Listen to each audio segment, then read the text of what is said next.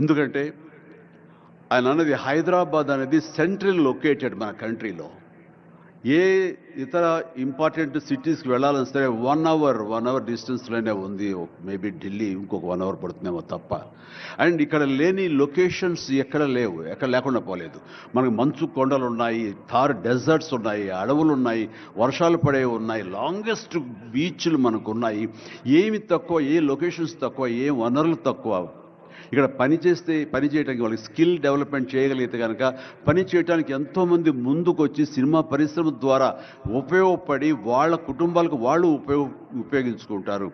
ఇది ఆ పొటెన్షియల్ పూర్తిగా ట్యాప్ చేయలేదు అన్న మాట వాస్తవం. వారు అది నేను అంగీకరిస్తూ మా సలహాల కోసంగా ఆయన కొన్ని సెమినార్లు ఫ్యూచర్లో నడిపిస్తామన్నారు. ఇప్పుడు కూడా అలాంటి చిన్న సెమినార్లు మా పెద్దల మధ్య, సినిమా పెద్దల మధ్య జరిగింది. అయితే ఇది కాంప్రహెన్సివ్గా, కన్సాలిడేట్గా జరిగేలాగా విత్ ఇన్ షార్ట్ టైం మేము అందరూ కూడా ముందుకు వస్తాము. ఇక్కడ ప్రపంచానికే ఇది అద్భుతమైనటువంటి సినిమా హబ్గా హైదరాబాద్ని చేయటంలో మేమందరం ముందుంటాము.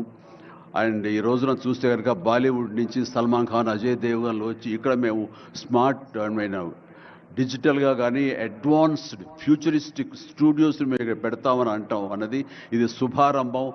ఇదే ఇన్స్పిరేషన్గా నేను కానీ, నాగార్జున కానీ, వెంకటేష్ కానీ, ఇతర హీరోలు కానీ, ఇతర ప్రొడ్యూసర్స్, నిర్మాతలు ఎంతోమంది ఈరోజు ఇక్కడ ఉన్నారు ఈ సభ్యుకుల్లో.